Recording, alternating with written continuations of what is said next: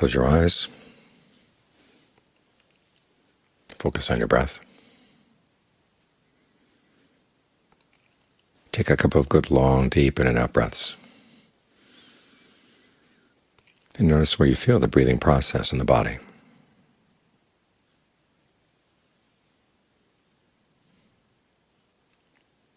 Try to focus your attention there and keep it there. And to make it more interesting, try to notice what kind of breathing feels good. If long breathing feels good, keep it up. If not, you can change. Short in, long in, short out, or short both in and out. Deeper, more shallow, heavier, lighter, faster, slower. Try to find what rhythm and texture of breathing feel good for the body right now.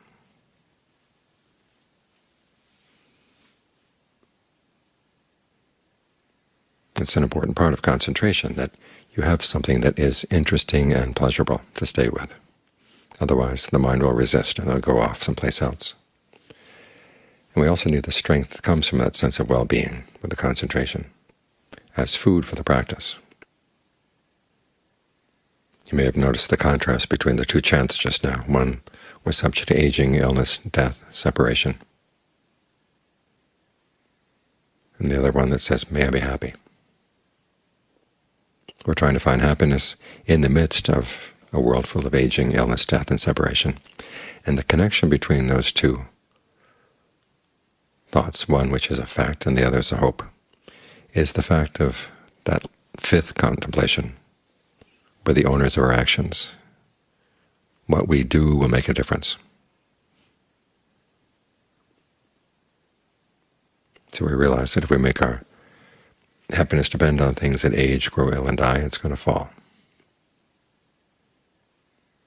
But one of the messages the Buddha taught was that it is possible to find a deathless happiness through our actions. The actions don't cause a deathless, because if it were caused, it wouldn't be deathless. But actions can take us there. This is why the Buddha called his teaching a path. It's like a road to a mountain. The road doesn't cause the mountain, but if you follow it, it can take you there. And we need the sense of well-being that comes from concentration because it's a fair amount of work in the path. And sometimes it can get discouraging. This is one of the reasons why we take refuge in the Buddha. It doesn't mean that he's going to do the work for us, but it does mean that we take him as an example, that he's shown what human beings can do.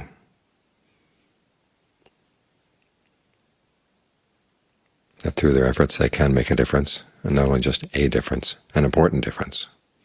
They can find that happiness that they want. And in his example, he showed how it's done. Because ultimately, even though we take refuge in the Buddha and the Dharma and the Sangha, ultimately we have to take refuge in ourselves, because we're the ones who have to do the work. What this means is we try to take the qualities of the Buddha and the Dharma and the Sangha and develop them within ourselves.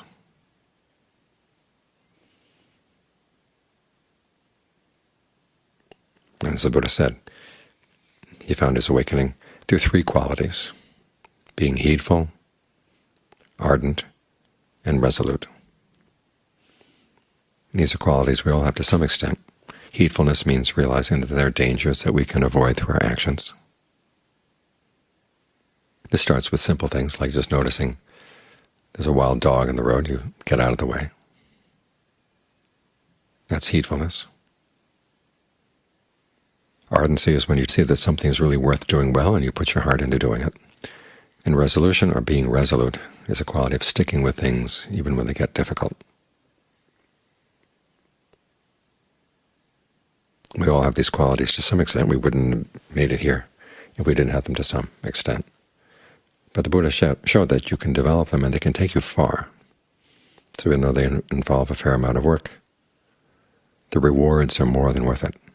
There's one point where he even said that if you could make a deal that they would spear you with 100 spears in the morning, 100 spears at noon, 100 spears in the evening, every day for 100 years.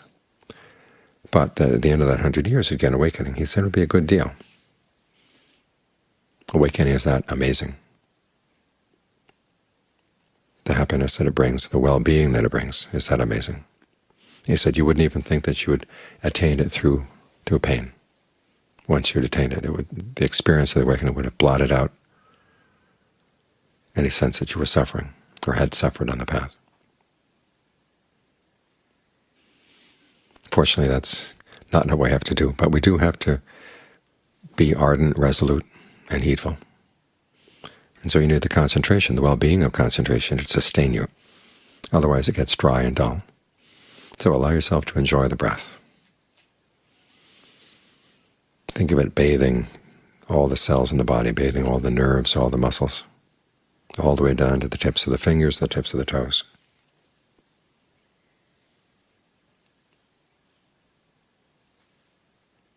And think about what it means to be heedful, ardent, and resolute. Heedfulness is a quality of wisdom. As the Buddha said, wisdom begins with a question, what, when I do it, will lead to my long-term welfare and happiness? The wisdom there lies in realizing that some forms of happiness are more long-term than others, and those are the ones that are worth going for. And that it will depend on your actions. Heedfulness assumes dangers, but it also assumes freedom from danger, that your actions will make a difference. If your actions didn't make a difference, there'd be no reason to be heedful. You just have to give up. But here, what you do really does make a difference in your life. Now, this is a principle that we live by. It's something we don't know for sure, that we actually have freedom of choice. But the Buddha said it's a good working hypothesis. It's a good belief to take on. Because otherwise it would be impossible to follow a path.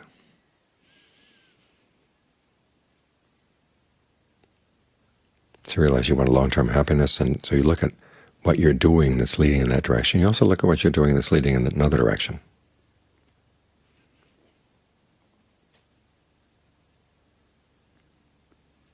This wisdom is also the basis for goodwill and compassion, because if you see that your happiness is going to depend on somebody else's suffering, you have to realize that happiness is not going to last. They'll do what they can to destroy it.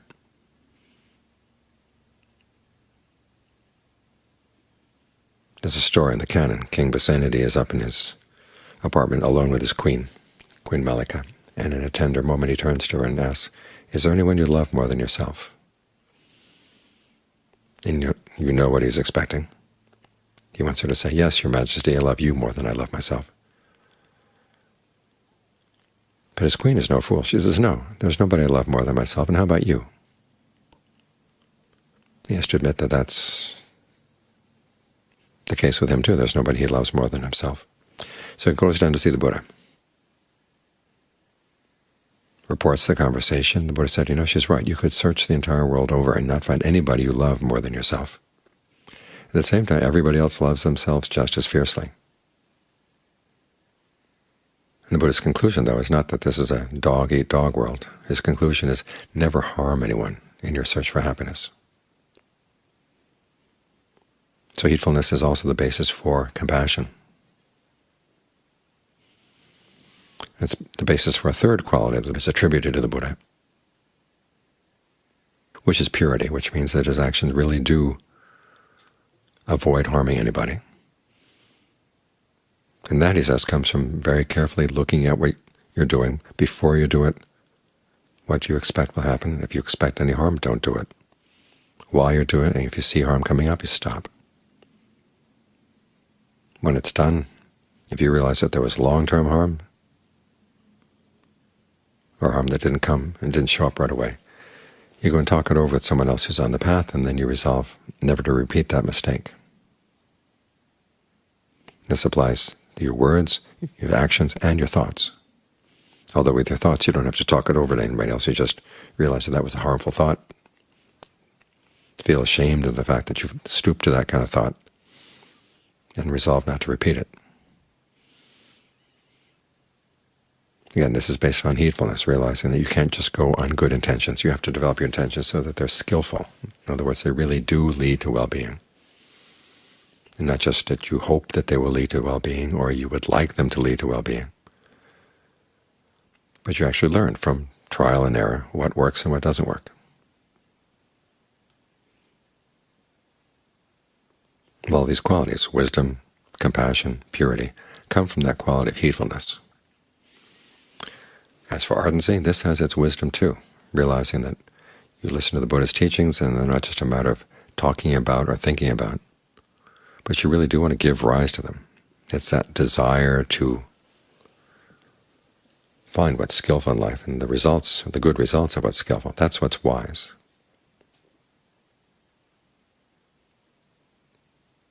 It's going to require effort. You notice that there are things that have come up in the mind that are unskillful. You learn to let go of them, and then you do what you can to prevent them from arising again. As for skillful things in the mind that haven't arisen, you try to give rise to them. When they're there, you try to maintain them. You don't just watch them come and go and arise and pass away and say, well, that's just that. That's inconstant, stressful, not self, and I'm beyond that. As the Buddha said, mindfulness is not a quality of just watching things coming and going. Mindfulness means seeing that there are good things you need to give rise to, and you remember to give rise to them, because that's what mindfulness is. It's a quality of the memory. Once they're there, you remember to maintain them. You don't let them go.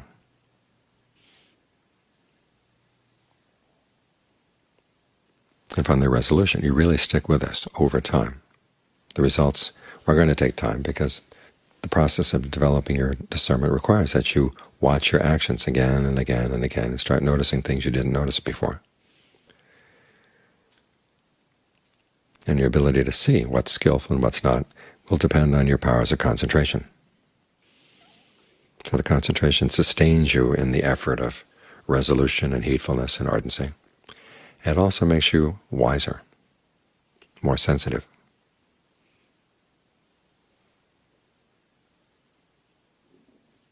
So what this eventually comes down to is that the Buddha saw that by training the mind, you can find true happiness. It means exerting some control over your mind. Not like a control freak, wise control. Because if your mind doesn't lie under your control, it can do a lot of damage for you. It's like having an animal in your house that you haven't trained. It can damage your furniture, damage whatever valuables you have in the house.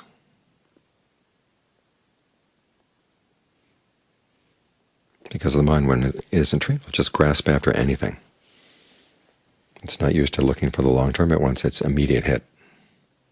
Whatever seems immediately pleasurable, it will go there. And if it's not trained, it doesn't stop and look. This place where I'm going, is it safe? Is it not safe? You especially need to have the mind trained as we get older, as the body gets weaker and weaker, and we can't depend on the strength of the body as we did in the past. It's going to be pure strength of mind that keeps us going. Yet all too often, when the body's tired, we say, well, I can't do it right now, I'm tired. Or things are hot, or things are cold, all of which are issues of the body, become excuses for not training the mind. And that's just simple things like heat and cold, a little bit of fatigue, a little bit of pain. As aging comes, as illness comes, as death comes, the body's going to get a lot weaker. And you have to depend more and more purely on the strength of the mind. So this is what we have to develop now while we have the opportunity. Keep coming back, learn how not to get discouraged. And again, this is why we take refuge in the Buddha. He made a lot of mistakes on the way to his awakening. His period of self-torture lasted for 6 years, and all that taught him a lot about resolution. It was a false path. And when he realized that, he didn't let himself get discouraged. He found a new path. He kept at it. This is the quality of resolution that together with heedfulness and ardency, that made him the Buddha. And we have these qualities in ourselves potentially. But his example reminds us at times when we feel that it's asking too much for us, that no.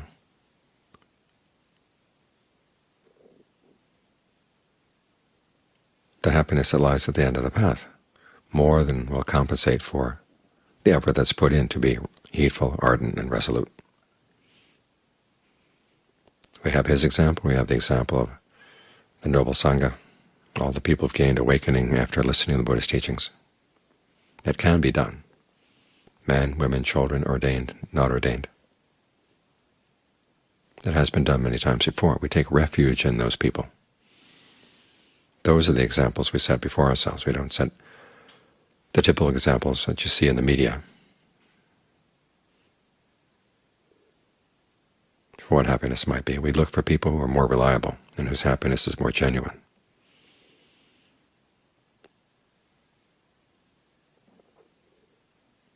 And we let that encourage us to develop the qualities that we eventually can become our own refuge. We really can depend on our minds to act in a way that delivers the happiness that we all want deep down inside. The happiness that won't change on us, a happiness that will never disappoint.